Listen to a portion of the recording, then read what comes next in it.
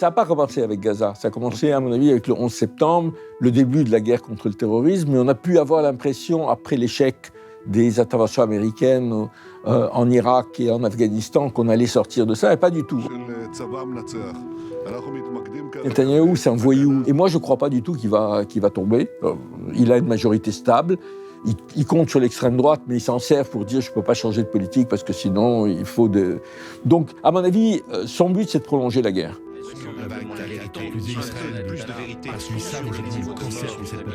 Là, il n'y a aucune autocritique. C'est quand même…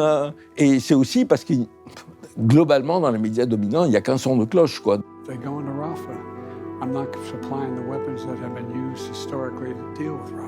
Si les Américains, je le dis toujours, arrêtent les livraisons d'armes, en 24 heures, la guerre s'arrête.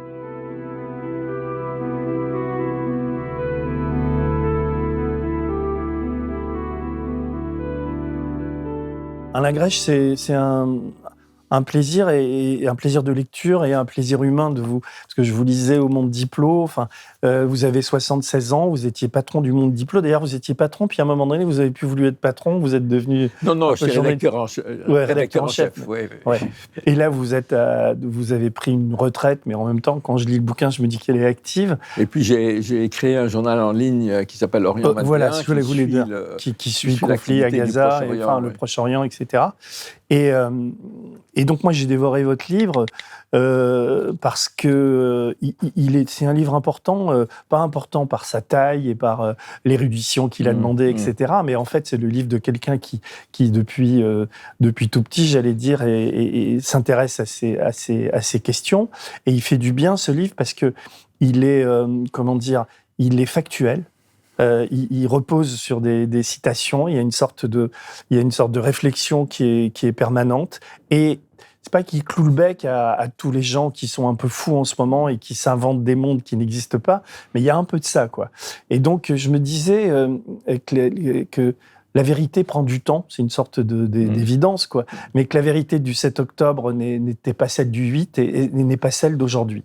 Et que peut-être grâce à une initiative comme ce livre, tout le travail que vous avez fait, on arrivera à être d'une manière un peu rationnelle, comme deux journalistes qui se parlent. Enfin, moi, je suis pas du tout un idéologue, ni ce conflit m'a saisi, comme tout le monde le sait. Et puis après, j'ai essayé de comprendre ce qui se passait. J'ai vu la succession de débats sur terrorisme ou pas, génocide ou pas, etc.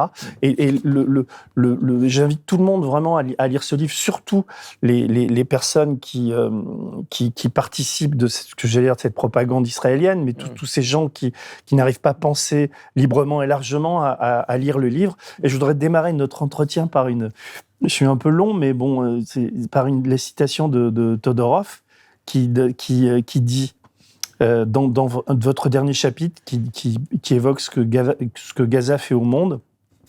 Et donc Todorov dit « La peur devient un danger pour ceux qui l'éprouvent. C'est pourquoi il ne faut pas la laisser jouer le rôle de passion dominante. Elle est même la principale justification des comportements souvent qualifiés d'inhumains. La peur des barbares est ce qui risque de nous rendre barbares, et le mal que nous ferons dépassera celui que nous redoutions au départ. » Et c'est une très forte citation parce qu'elle dit d'une manière, une fois qu'on a dit ça, on n'a même plus besoin de lire le chapitre parce qu'on a compris, quoi. Mais en fait, voilà, je voudrais, c'était ça. Vous faites un livre sur la barbarie. Comment d'abord, qu'est-ce qui, à un moment donné, vous qui avez beaucoup écrit, vous avez écrit 5-6 bouquins sur la Palestine. Qu'est-ce qui vous dites, allez, j'en fais encore un de plus, ou vous étiez tellement, c'est ma première question. Est-ce que ce qui se passe en ce moment, je parle du traitement médiatique, du traitement politique du conflit à Gaza, est-ce que c'est quelque chose qui vous a surpris, qui vous a saisi, ou est-ce que vous en avez tellement vécu que vous vous dites que c'est la continuité, ou est-ce qu'il y a quelque chose quand même de l'ordre du transbordement qui fait que c'est pas comme d'habitude? Il y a quelque chose de l'ordre du basculement, et peut-être de l'achèvement d'un basculement, notamment dans la politique française. C'est-à-dire, on reviendra là-dessus, mais la France a joué un rôle particulier, justement, d'espèce de pont entre l'Occident et le monde arabe, en essayant d'avoir une position équilibrée, de dire qu'il fallait négocier avec les Palestiniens, etc. C'est une position qui a été inaugurée par le général de Gaulle, mais ensuite qui a été reprise successivement par tous les présidents de droite ou de gauche. Et avec l'idée, avec l'idée, il y a quand même un problème de justice, c'est-à-dire d'occupation, et la France voyait la Palestine, le conflit palestinien, comme un problème d'occupation, sans jamais remettre en cause ses relations avec Israël. Mais l'idée qu'il n'y avait pas de paix possible sans la reconnaissance des droits des Palestiniens, sans la négociation avec l'Organisation de libération de la Palestine, dès les années 70, au moment où Israël et les États-Unis disaient « l'OLP, c'est une organisation terroriste, on ne peut pas discuter avec elle ». Donc, je dirais d'une certaine manière, la lecture du conflit était une lecture très politique. Et à partir d'il y a une quinzaine d'années, on peut le dater du 11 septembre 2001, mais évidemment, ça ne s'est pas fait du jour au lendemain. Petit à petit, la grille de lecture a changé, et c'est devenu une grille de lecture de choc de civilisation. C'est-à-dire, nous sommes l'Occident, nous sommes menacés par le péril islamique, le péril terroriste, etc., etc. Et dans ce conflit, cette vision, on ne voit plus la Palestine comme un problème d'occupation, mais on voit la Palestine comme un des fronts de la guerre contre le terrorisme. Et je dirais, ça a commencé avec Nicolas Sarkozy, ça s'est poursuivi avec Hollande de manière très forte, mais je dirais là, on a un tournant qui s'est vraiment achevé, c'est-à-dire qu'en Europe, la France est le pays à l'arrière-garde du soutien aux Palestiniens, alors qu'elle avait été toujours traditionnellement la France, l'amie des Arabes, etc. Mais elle n'était pas l'amie des Arabes, la France était l'amie du droit international. Là, on bafoue le droit international, on, de fait, justifie un génocide, on va parler de savoir si c'est un génocide, mais même des crimes de guerre et des crimes contre l'humanité, au nom du fait que nous avons affaire à des barbares et nous avons affaire au terrorisme. Et un des intérêts du mot terrorisme, qui pour moi n'a aucun sens, c'est quand vous luttez contre le terrorisme, vous luttez contre le mal absolu. Quand vous luttez contre le mal, il n'y a pas de solution, il faut éradiquer le mal. Donc c'est une guerre sans fin, et c'est une guerre qui met en face des gens qui sont irrationnels, à nous qui avons des raisons.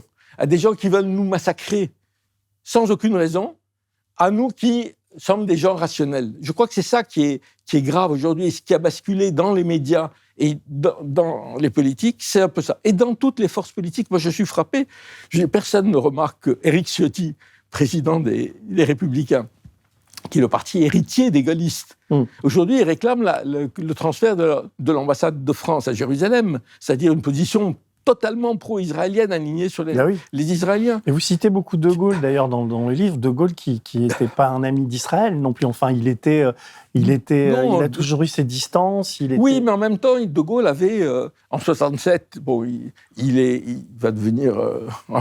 il va jouer un rôle important parce qu'il va dénoncer le fait que c'est les Israéliens qui tirent les premières balles en 67, et ça va fonder la ligne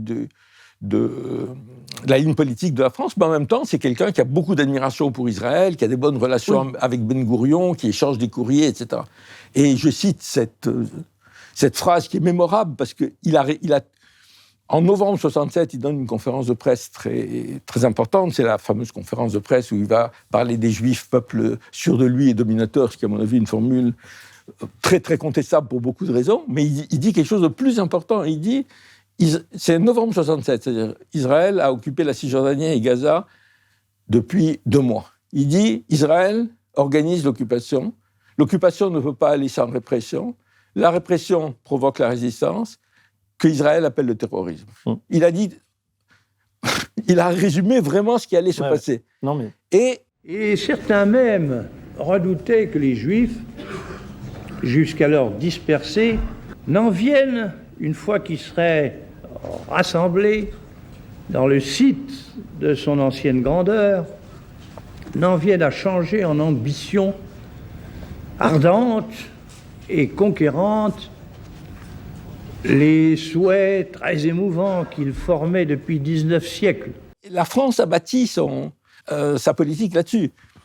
L'OLP utilisait, alors on peut revenir si vous voulez sur qu'est-ce que c'est le terrorisme, mais l'OLP, on sait, a attaqué des groupes palestiniens ont attaqué les Jeux Olympiques à Munich, ils ont détourné des avions, etc. Ce qui est, bon, on peut dire c'est du terrorisme, ça n'a pas empêché la France d'avoir des relations avec eux. La France a ouvert dès 1974, et c'est Valéry Giscard d'Estaing, c'est même pas un gaulliste, qui accepte l'ouverture d'un bureau de l'OLP à Paris.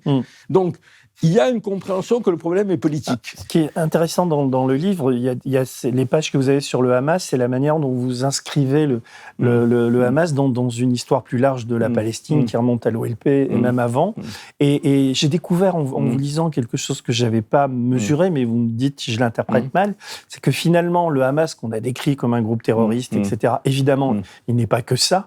Et il est mangé à sa droite ou à sa gauche, j'en sais rien, mais il est mangé par le djihad islamique et puis aussi un groupe qui s'appelle la Tanière des Lions, enfin des gens qui sont beaucoup plus radicaux et qui ont une audience aussi, qui gagnent un petit peu de terrain. Si vous voulez, la question c'est la violence, c'est l'utilisation de la violence. Il y a des pays qui ont accédé à l'indépendance nationale sans violence, et puis d'autres pays où ils ont dû utiliser la violence, que ce soit l'Algérie ou l'Afrique du Sud, etc. Et cette violence a souvent touché les civils, ce qu'on peut qualifier de terrorisme. Mais ils ont utilisé cette violence parce qu'il n'y avait pas d'autre choix. Et quand on ferme toutes les portes de la négociation politique, ce qu'Israël a fait depuis l'échec des accords d'Oslo, je veux dire, c'est évident que la violence monte en puissance. Et le Hamas, si vous voulez, pourquoi le Hamas a gagné les élections en 2007 ? Il y a des élections législatives en Cisjordanie et Gaza, c'est les dernières. Il y a le Fatah et le Hamas, et c'est le Hamas qui gagne. Pourquoi le Hamas gagne ? Pas parce que les gens sont devenus brusquement plus religieux, etc., parce que le Fatah avait une stratégie qui était de dire « nous allons faire la paix avec Israël et on aura un État palestinien ». Ils ont échoué, l'opposition a gagné. Et au lieu de prendre ça en compte pour essayer de dire comment on peut aller vers l'État palestinien, on est allé en disant « ah oui, enfin les Européens par exemple, ils ont dit « ah oui, vous avez voté, mais vous avez mal voté, on va vous boycotter ». Ce qui est quand même extraordinaire pour des gens qui se réclament de la démocratie. Bien sûr. Sur le Hamas, on peut rentrer dans les détails. Le pouvoir du Hamas à Gaza est un pouvoir qui est absolument pas sympathique et qui a opprimé une partie de la population, les femmes, etc., etc. Et beaucoup de gens se plaignaient du Hamas comme gestionnaire, mais pas pour l'utilisation de la violence. Et effectivement, il est même dépassé par des organisations qui acquièrent une popularité parce qu'elles ne sont pas aux affaires. Donc, quand vous n'êtes pas aux affaires, vous n'êtes pas... vous ne dépendez pas du fait que les gens trouvent à manger dans la rue, que vous trouviez un logement, que l'eau fonctionne, etc. Et donc, mais qui disait qu'il faut utiliser la violence et qu'il l'utilisait de manière plus débridée, si on peut dire. Et c'est le djihad islamique, c'est la Tanière du Lion, voilà, c'est...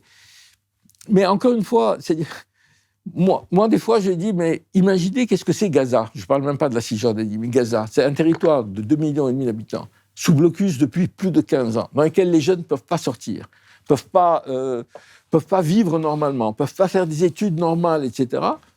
Moi, je comprends que les groupes radicaux recrutent. Et alors, avec toute la propagande pro-israélienne et la propagande des médias français qui répètent tous la même chose, sur les chiffres, sur je ne vais pas tous les énumérer, mais vous le décryptez très bien dans le livre.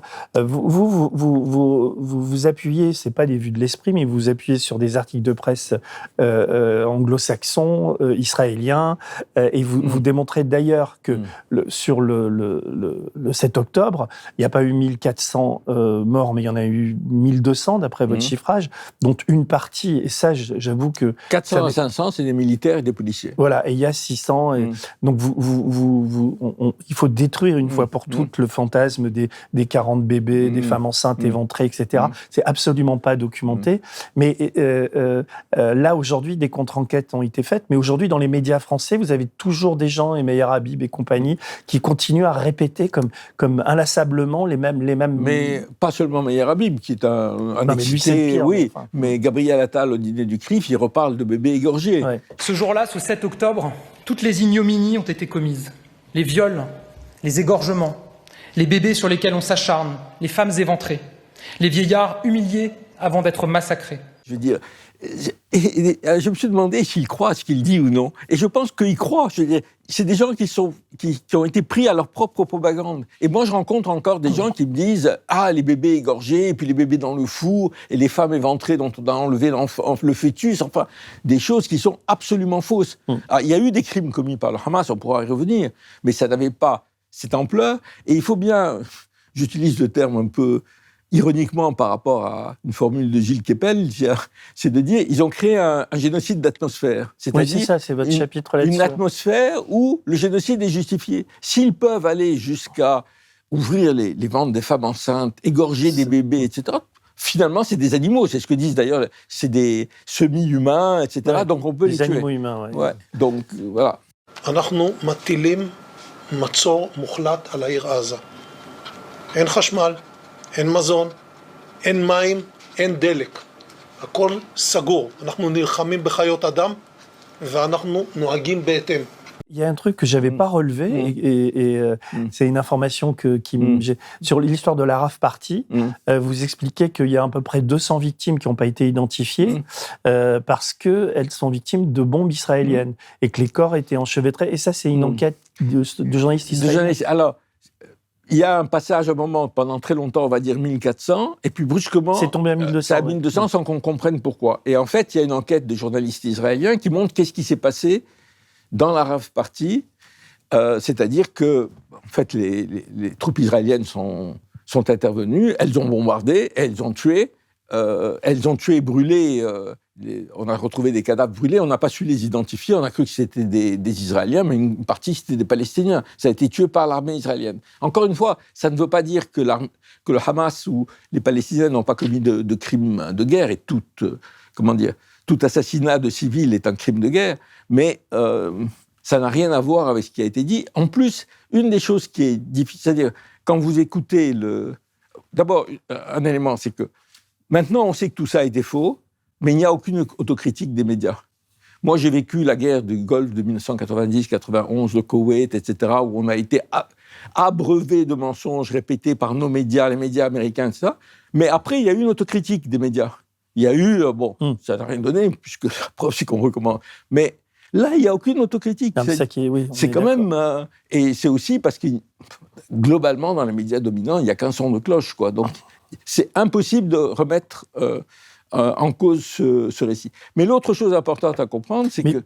Excuse-moi, et vous pensez que ça peut tenir encore ? Parce qu'à un moment donné, je veux dire, ils peuvent répéter comme un canard sans tête les mêmes chiffres, les mêmes erreurs, les mêmes fake news, etc. À un moment donné, même face à une émission comme on fait là, ou des livres comme le vôtre, où il suffit de s'informer, c'est à un moment donné, tous ces présupposés vont s'effondrer, quoi. Mais on a l'impression que si ça s'effondre, tout s'effondre, à commencer par le soutien à Israël, quoi. Il y a comme un basculement qui peut opérer aussi dans l'autre sens. Bon, le problème, c'est que la position dominante aujourd'hui des médias et des responsables politiques, il y a quelque chose qui est... J'ai dit que pour la France, maintenant, finalement, le front israélien, c'est partie de la guerre des civilisations, et ça fait partie de la guerre que nous menons contre l'islam et les musulmans.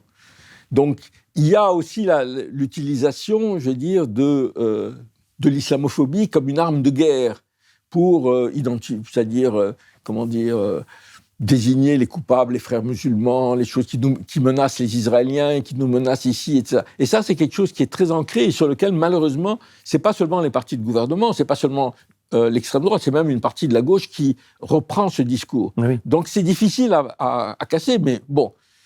Si je pensais qu'on ne pouvait pas le casser, je n'écrirais pas de livre, je dirais. Votre livre, c'est la meilleure réponse aux folies des gens du printemps républicain, les Caroline Fourest, les Enthoven et compagnie, qui quand même, ils ont une audience incroyable et ils peuvent répéter leurs conneries à longueur de journée. On ne peut pas comparer le fait d'avoir tué des enfants délibérément en attaquant, comme le fait le Hamas, et le fait de tuer des enfants involontairement en se défendant, comme le fait Israël.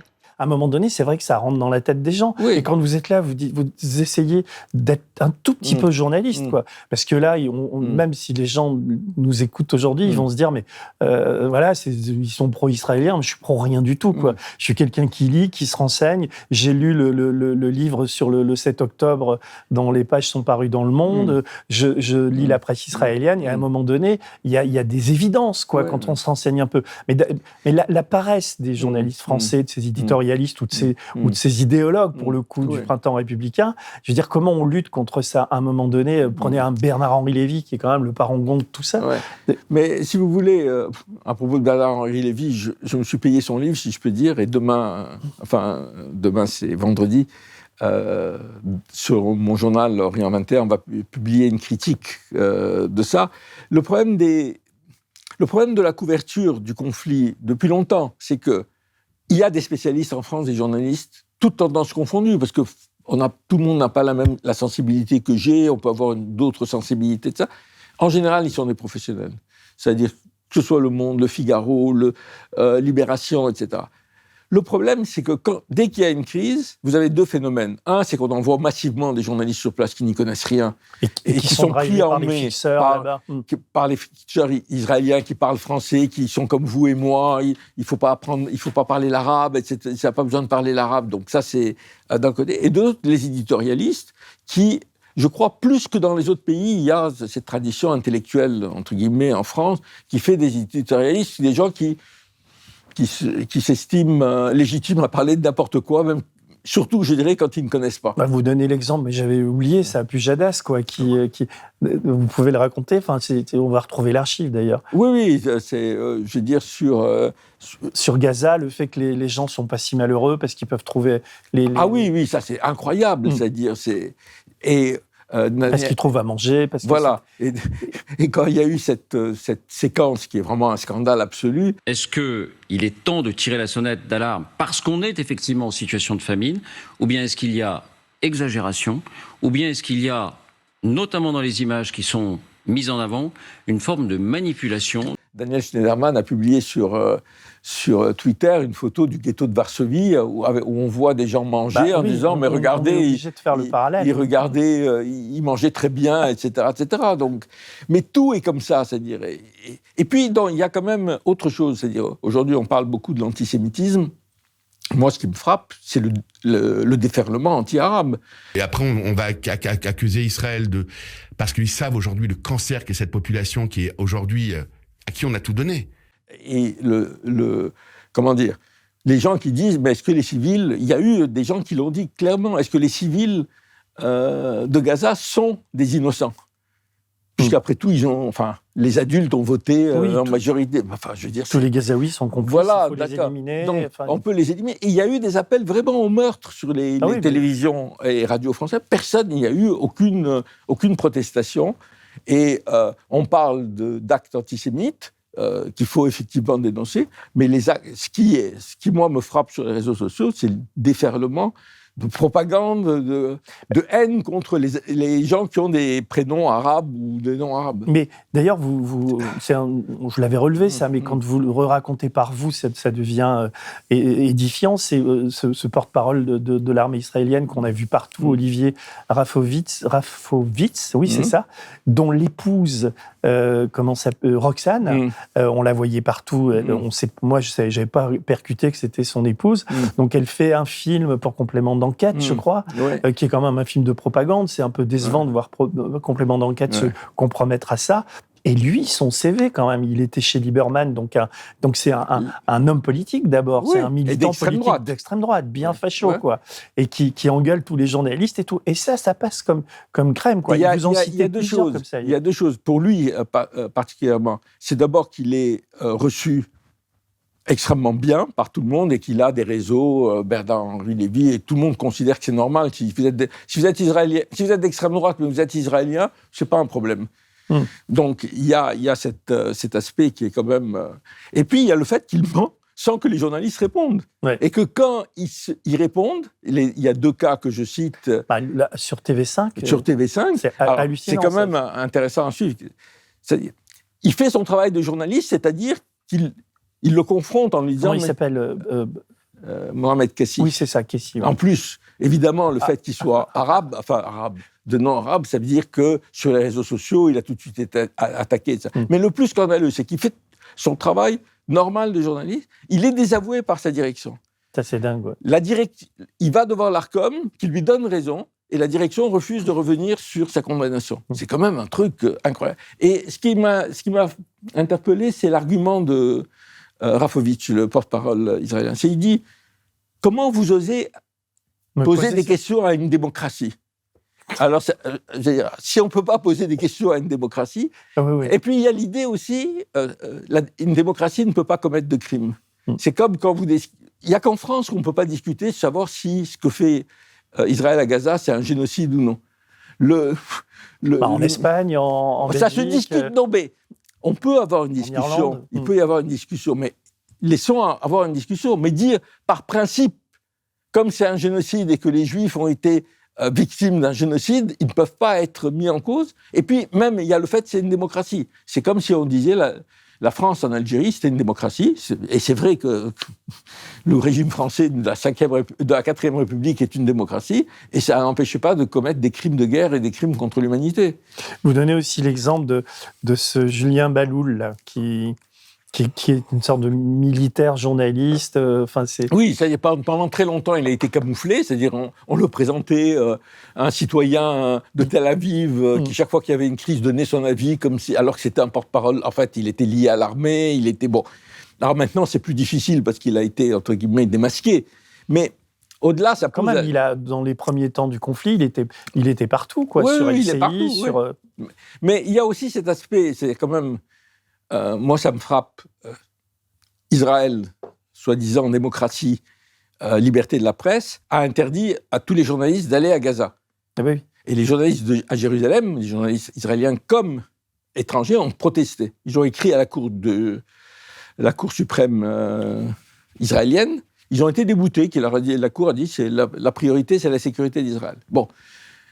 Les seules informations qu'on peut avoir, c'est par des journalistes à Gaza. Mais dès que c'est des journalistes à Gaza, on dit « Ah, c'est le Hamas, c'est des Arabes, ils ne disent pas la vérité ». Quand c'est des Blancs, entre guillemets, ils disent par principe la vérité. Le journal Orient Matin dont je m'occupe, je crois qu'on est le seul aujourd'hui. Je crois que Blast a eu un moment un correspondant. On l'a toujours, Mohamed El Saïf. Voilà. Et on est en 7 ou 8e reportage en direct de là-bas. Le seul problème qu'on a, c'est que les images sont tellement violentes que YouTube nous les strike et c'est pas comme des papiers, quoi. Voilà, nous, on a la chance d'avoir, ça fait maintenant 3 ou 4 mois, un journaliste là-bas qui raconte la vie quotidienne. C'est pas de la propagande, c'est terrible. Il raconte, par exemple, une anecdote.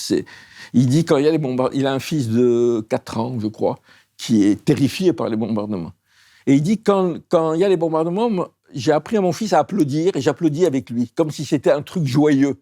Et du coup, ça diminue son angoisse. Enfin, bon, on voit la vie quotidienne. Pourquoi les médias français ne le font pas ? Il y a des dizaines de journalistes. Et tous les jours, mais là, tous les journalistes qui ont été assassinés à Gaza. Oui, il y a plus de 100 quand même. Il n'y a pas un conflit. Je crois qu'il n'y a même pas, même pendant la Seconde Guerre mondiale, je ne suis pas sûr qu'on ait tué autant de journalistes quand même.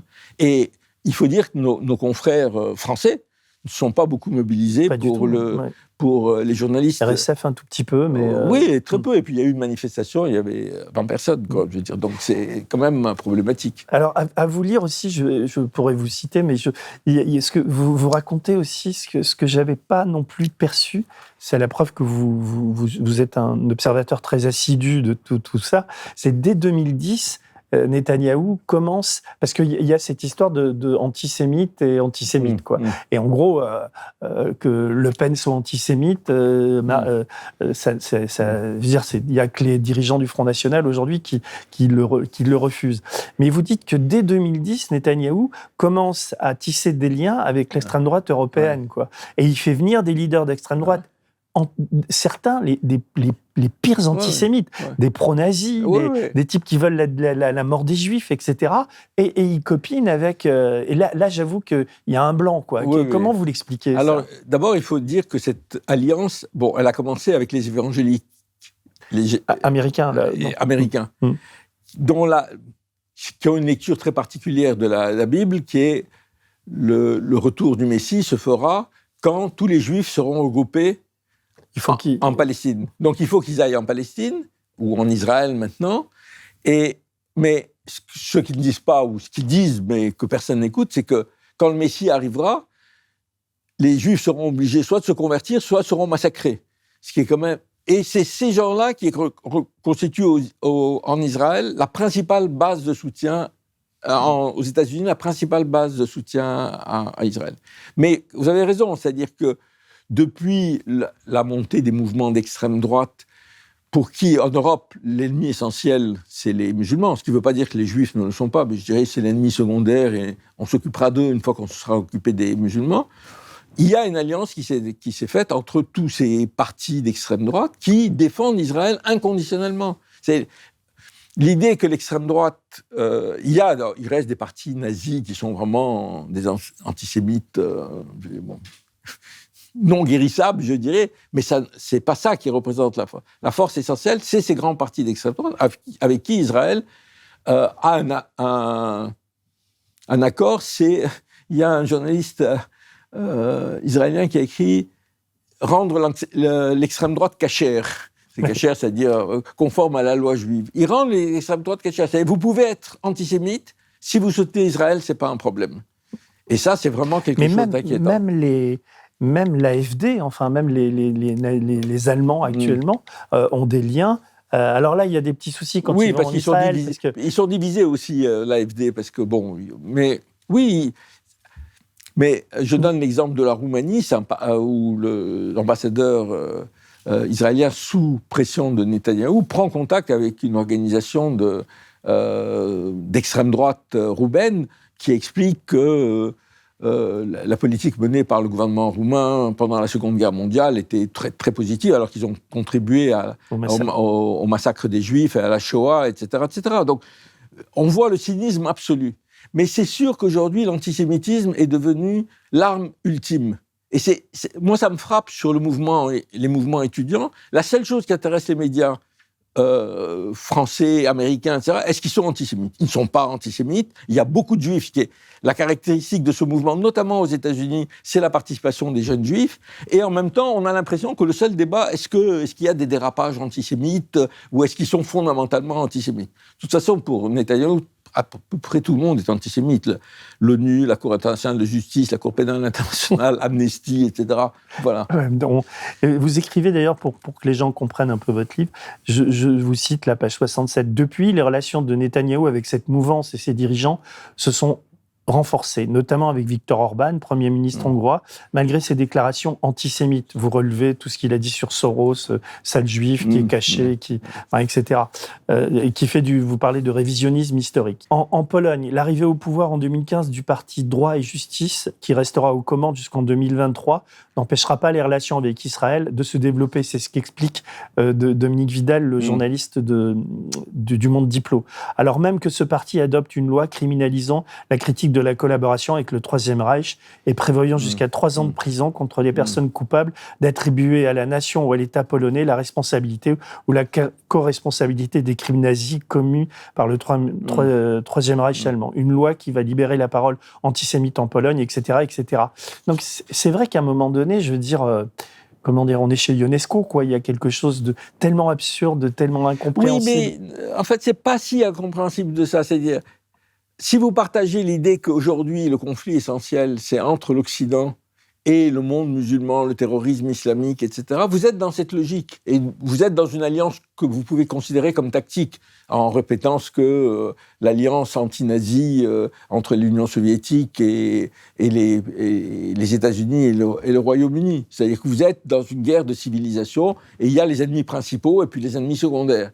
Et donc, mais c'est une logique terrible, parce que c'est une logique c'est une guerre, comme j'ai dit, c'est une guerre de civilisation, c'est une guerre Orient-Occident, ça peut se transformer en une guerre religieuse. Hier, je dînais avec une amie qui me disait qui comparait le conflit. Ce qui s'est passé depuis le 7 octobre, et ces 8 mois de guerre, à l'effondrement du mur de Berlin. C'est-à-dire que si on prend un peu de recul par rapport à la situation, on ne sait pas ce qu'il va advenir de ce conflit. Mais le mur de Berlin, l'effondrement de l'URSS, etc., a redistribué toutes les cartes au niveau planétaire. Là, le soutien à Israël forcené, etc. Et la réalité du terrain, ce qui se passe à Gaza, est-ce qu'on n'est pas face à une sorte de mouvement historique d'une ampleur comparable ?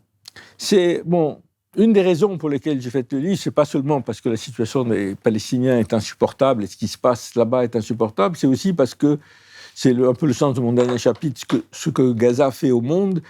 c'est que ça met en lumière le changement des règles internationales. C'est-à-dire, ça n'a pas commencé avec Gaza, ça a commencé, à mon avis, avec le 11 septembre, le début de la guerre contre le terrorisme, mais on a pu avoir l'impression, après l'échec des interventions américaines en Irak et en Afghanistan, qu'on allait sortir de ça, et pas du tout. On rentre dans l'idée qu'on est dans une guerre mondiale. Alors, l'ennemi varie selon les interlocuteurs, mais en gros, l'Occident est menacé, et qu'il faut se serrer les coudes, et il faut se battre, et que dans cette bataille, c'est ça aussi qui est important, le droit n'est plus important. C'est-à-dire, il faut rappeler... Le droit international est bafoué. Le droit international, on peut envahir un pays comme non, mais comme les Américains l'ont fait en Irak, on peut torturer comme les Américains l'ont fait à Abu Ghraib, etc. Tout ça, c'est... je crois que je dis quelque part, c'est le retour au 19e siècle. Au 19e siècle, les puissances européennes se réunissent pour fixer les lois de la guerre. Et l'utilisation notamment des munitions dangereuses, après ça sera les gaz, etc. Et l'accord qui est fait à la fin, notamment sur un type de balles qui s'appelle les balles Doom-Doom, qui sont des balles qui explosent dans le corps des gens, tous les pays se mettent d'accord, européens, on n'utilise pas ces balles, sauf pour les bêtes et dans les colonies. Et aujourd'hui, on a l'impression que le droit international, on l'accepte pour nous, mais dès qu'il s'agit des barbares, des autres, on peut le violer de manière... sans problème. Et le risque, c'est que, finalement, le droit international, tel qu'il s'est construit après 1945, avec beaucoup d'insuffisances, etc., mais enfin, quand même, la création des conventions de Genève, les conventions pour éviter le génocide, etc., elles sont en train de disparaître, d'être dissoutes, justement parce que vous ne luttez pas contre l'ennemi, vous luttez contre le mal absolu. Et c'est une construction, comment dire, de pensée. Enfin, c'est une fabrication d'Israël ou des propagandistes, etc. Oui, mais comment c'est pour ça que j'ai commencé cet entretien en vous disant la vérité prend du temps. Nous, notre rôle, c'est d'essayer d'informer petitement, sobrement, en essayant de réfléchir, etc. Mais est-ce que ces contre-vérités peuvent tenir ? Comment tout ça peut s'effondrer ? Comment tout ça peut évoluer, selon vous ? Bon, d'abord, ça dépend de nos systèmes politiques et médiatiques. C'est-à-dire qu'on vit quand même... C'est-à-dire, une des choses qui me frappe, c'est qu'il n'y a jamais eu une telle répression contre un mouvement de solidarité avec les Palestiniens ou avec qui que ce soit. C'est-à-dire la criminalisation, le fait de soutenir la Palestine, ça... Même les syndicalistes qui se font réveiller le matin. Oui, ou bien le fait que la police entre dans toutes les universités. Je rappelle toujours, en 68 a commencé quand les flics sont entrés à la Sorbonne, et c'était une exception. Maintenant, c'est devenu la règle. On va rétablir l'ordre. Donc, mais ça n'a pas commencé avec la Palestine, parce que ça a commencé avec les lois, les répressions des manifestations contre la réforme de retraite, toutes les lois sociales. Donc, il y a une espèce de brutalisation du pouvoir. Et puis, il y a un changement du paysage médiatique qui... Ça peut tenir encore je veux dire, le fait de répéter des contre-vérités en permanence, ça fabrique des vérités au final ? Ou est-ce qu'on a une chance, nous Non, moi, sinon, encore une fois, je ne fais pas ce que je fais, mais je pense qu'il y a mais c'est une des choses que j'ai pu voir, c'est quand même le rôle que joue Internet, les plateformes, je cite d'ailleurs vous, Acrimed, il y a plein de... On a l'émission qu'on a fait avec Acrimed sur le traitement de la presse. Il y a plein de choses qui se font, mais en même temps, c'est une lutte inégale. Alors ça ne veut pas dire qu'on ne peut pas la gagner, qu'il ne faut pas la gagner, mais c'est une lutte inégale parce qu'en même temps, le système médiatique aujourd'hui est pris en main par les puissances de l'argent. Alors vous allez me dire, mais vous parlez des Juifs, là ? Je cite le cas de Villepin. Oui, et puis, avant je voulais vous interroger là-dessus, parce que je n'avais pas percuté sur Le Parisien et Bernard Arnault qui soutient la propagande, parce qu'il y a des liens financiers. Non, mais pas seulement. C'est-à-dire, c'est pour ça, quand je dis les puissances de l'argent aujourd'hui contrôlent les médias, alors tout de suite, les gens vont dire, ils parlent des Juifs, mais j'ai dit, Arnault, il n'est pas juif. L'autre, Bolloré n'est pas juif. Je veux dire, ça n'a rien à voir avec le fait. C'est effectivement la privatisation et le fait que par exemple, demain, Marianne risque d'être rachetée, en partie parce qu'ils ont eu sur Gaza une position qui était très hostile, très critique d'Israël. Et aujourd'hui, si on interdit TikTok, je veux dire, s'il y a la volonté des Américains d'interdire TikTok, un sénateur américain l'a reconnu, c'est en partie parce que c'est une plateforme sur laquelle le soutien à la Palestine a pu s'exprimer sans entrave, ce qui n'est pas le cas de Facebook, etc. Donc il y a ce problème des puissances de l'argent contre lesquelles il faut lutter, mais qui a à voir avec la démocratie, l'avenir de la démocratie. Est-ce qu'on peut laisser les médias aux mains des puissances de l'argent ? Nous, on essaie d'ailleurs, abonnez-vous à Blast, c'est pour ça qu'on... bien sûr. Mais on fonctionne aussi pour ça.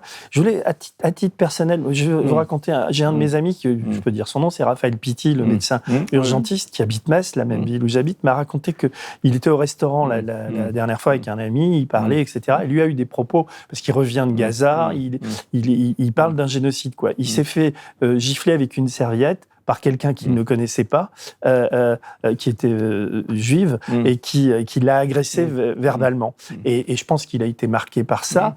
Et moi-même, j'ai eu des discussions un peu orageuses avec des gens que je croise dans la rue, mais alors que vraiment, je suis prudent, je veux dire prudent dans mon élocution, etc. Est-ce que vous, qui quand même avez une réputation, une histoire, etc. Est-ce qu'aujourd'hui vous vous sentez, des fois vous dites ouais putain je vais pas dire ça, ou alors quand je sors de chez moi je regarde derrière, parce que en même temps c'est compliqué en ce moment ici. Non, c'est compliqué, mais moi j'ai un degré de paranoïa très très très limité et je n'anticipe pas ce qui peut arriver.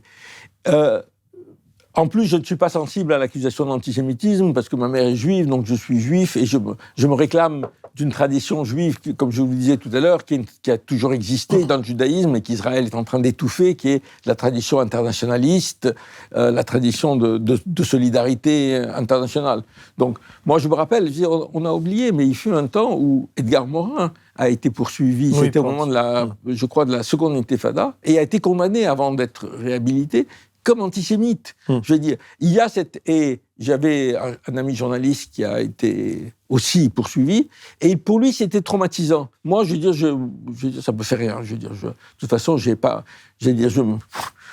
me sens pas du tout visé quand on dit vous êtes antisémite. Mais c'est vrai que, je veux dire, aujourd'hui, cette menace permanente, et je pense que ça pèse sur les journalistes. C'est notamment les jeunes journalistes qui sont dans des rédactions, etc., qui ont déjà du mal parfois à suivre le problème, parce que c'est vrai que c'est un problème compliqué, que c'est une histoire longue, etc.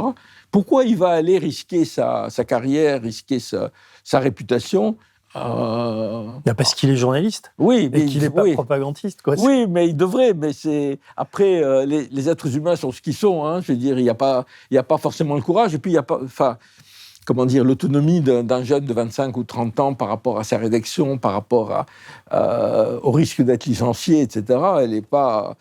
C'est quand même. On a eu, en tous les cas, bon, ça a changé, mais en gros, entre le 7 octobre et la fin décembre, on a eu une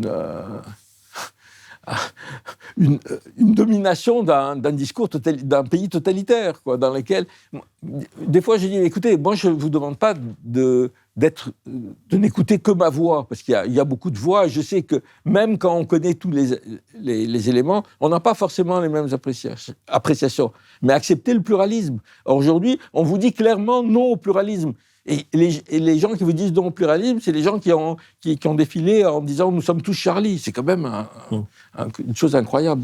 Vous, comment est-ce que vous pensez que, compte tenu de ce qu'on se dit là, compte tenu de l'avancée de l'information, de ce cessez-le-feu qu'on nous promet qui recule tout le temps, est-ce que Netanyahou peut tenir? Est-ce que les suprémacistes autour de lui, tous ces types qui traitent les Palestiniens d'animaux humains, etc., est-ce qu'il peut y avoir un sursaut qui viendrait d'Israël? Est-ce que les États-Unis, puisque Biden a dit qu'ils ne livraient plus d'armes s'ils attaquaient Rafah, etc., comment vous voyez ça, vous?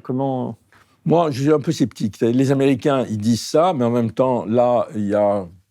Ce matin, on disait 500 000 gens qui ont fui Rafah. Je n'ai pas vu de réaction américaine. Ils disent qu'ils n'ont pas commencé l'opération. Je ne sais pas qu'est-ce que c'est commencer l'opération, sinon d'expulser 1 demi-million de gens, ce qui est un crime de guerre en soi. Je veux dire, donc... Sur la société israélienne, il faut dire que la société israélienne a été traumatisée par le 7 octobre pour beaucoup de raisons. C'est effectivement parce qu'il y a eu des crimes qui ont été commis, mais aussi parce que pour la première fois sur le territoire israélien, tout le discours sur l'État d'Israël, refuge pour les Juifs, sécurité pour les Juifs, s'est effondré, quoi. Donc, mais ça se traduit plutôt par une radicalisation. Ça ne veut pas dire un appui à Netanyahou, parce que Netanyahou, c'est un voyou, c'est-à-dire les gens le considèrent comme un voyou, un type prêt à tout, ce qui est vrai, mais c'est un excellent politicien, et moi, je ne crois pas du tout qu'il va tomber.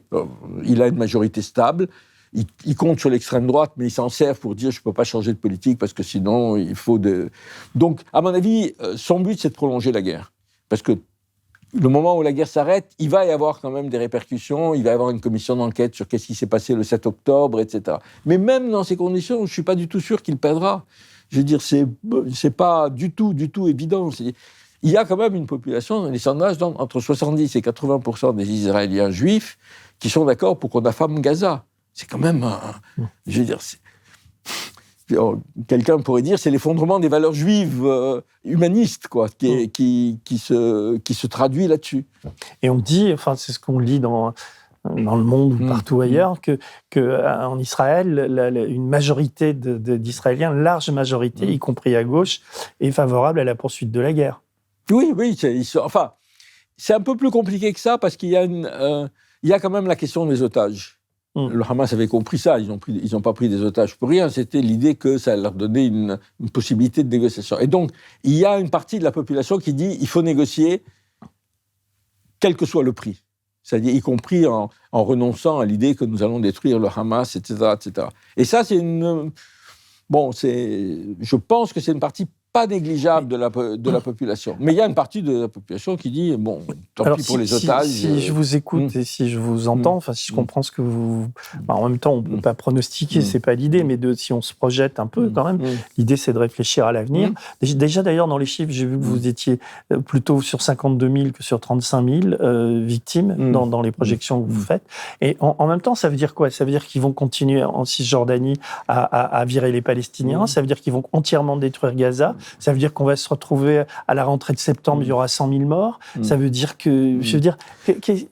Alors, c'est deux situations. Gaza, moi, je pense que le but de Netanyahou depuis, c'est de nettoyer. C'est-à-dire, dès le départ, il a négocié avec les Égyptiens et les Américains pour qu'on puisse expulser tout le monde. Les Égyptiens ont refusé parce qu'ils se retrouvaient avec 2 millions de personnes dans le Sinaï, qui est déjà très instable, c'est une catastrophe. Et les Américains n'étaient pas très enthousiastes non plus. Mais de fait, on rend Gaza invivable. C'est pas seulement qu'on bombarde, c'est qu'on détruit au bulldozer toutes les infrastructures, l'eau, etc. Et vous pensez que l'Égypte peut ouvrir ses portes ? Non, je sais pas. Mais il peut y avoir un moment, notre correspondant palestinien nous écrivait que si les Palestiniens voulaient, ils pourraient submerger, parce que s'il y a 1 million de personnes qui submergent la frontière égyptienne, l'armée égyptienne ne peut pas tirer. Donc, mais il ne faut pas oublier que les Palestiniens ont une expérience, c'est-à-dire qu'ils ont été expulsés en 48-49, ils ont été expulsés en 67, et ils savent qu'une fois qu'ils sont expulsés, ils ne rentreront jamais. Donc, il y a les trajectoires individuelles, il y a le fait de vouloir sauver ses enfants, etc. Mais massivement, je crois qu'aujourd'hui, les Palestiniens essayent de tout faire pour ne pas s'avaler, quoi. Et ça veut dire famine, maladie, augmentation de l'hécatombe. Et puis parallèlement, en Cisjordanie, ça continue. L'autre chose, c'est que le fait que tout le monde soit concentré sur Gaza fait que la Cisjordanie est laissée un peu de côté. Et alors, ça a un intérêt pour Netanyahou parce que les ministres suprémacistes, fascistes, juifs, que sont Ben Gvir et Smotrich, ont carte blanche là-bas. Et donc, d'une certaine manière, pour eux, ils ne sont pas très contents avec la stratégie à Gaza, ils voudraient une stratégie plus dure, je ne sais pas très bien ce que c'est, mais ils voudraient une stratégie plus dure. Et là, Netanyahou leur dit occupez-vous de la Cisjordanie. Et donc, ils sont en train de nettoyer ethniquement une partie. Il y a des communautés entières de Bédouins qui ont été expulsés de leurs terres, etc. etc. Donc, ils le font de manière... Mais, Alain, vous décrivez là une défaite palestinienne. Alors, comment dire ? Si on prend un peu de hauteur, la réalité de la Palestine aujourd'hui, sur le territoire historique, c'est 7,5 millions de Palestiniens, 7,5 millions de Juifs israéliens. Et ça, c'est une donnée qui a à la fois une extraordinaire victoire d'Israël, qui a pu installer 7,5 millions de personnes sur un territoire qui ne lui appartenait pas, Mais c'est aussi une défaite parce que contrairement à d'autres entreprises de colonisation, comme en Amérique du Nord, en Australie, etc., ils n'ont pas été capables de se débarrasser totalement des autochtones. Et se débarrasser de 7,5 millions de Palestiniens, c'est très difficile. Et alors, depuis longtemps, les Israéliens, la stratégie israélienne, c'est de dire les Arabes comprennent que la force, on va les battre de guerre en guerre et ils vont finir par capituler. On va peut-être les battre, mais ils ne capituleront pas. Parce qu'il y a un esprit de résistance qui est en plus relayé par les millions de Palestiniens qui sont à l'extérieur, qui jouent un rôle important dans les manifestations aux États-Unis, etc., qui sont une diaspora très éduquée, très mobilisée, qui connaît les codes des différentes sociétés occidentales. Donc, il y a cette forme de résistance. Mais c'est vrai qu'il y a une impasse en même temps, il ne faut pas se cacher, palestinienne, ne serait-ce que parce que l'autorité palestinienne est totalement discréditée. Le Hamas s'est un peu mis hors jeu par cette attaque et il ne peut pas être le facteur de définition de la politique demain. Donc, cette division palestinienne, c'est leur principale faiblesse. Mais ça ne suffit pas.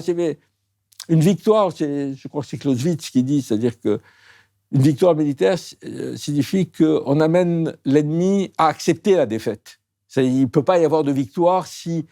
C'est pas seulement qu'on a gagné la bataille, c'est que l'ennemi capitule. Et là, il ne capitule pas. Et bon. Il filme sa propre destruction et il documente sa propre destruction. Ça, c'est le truc qui est... Oui.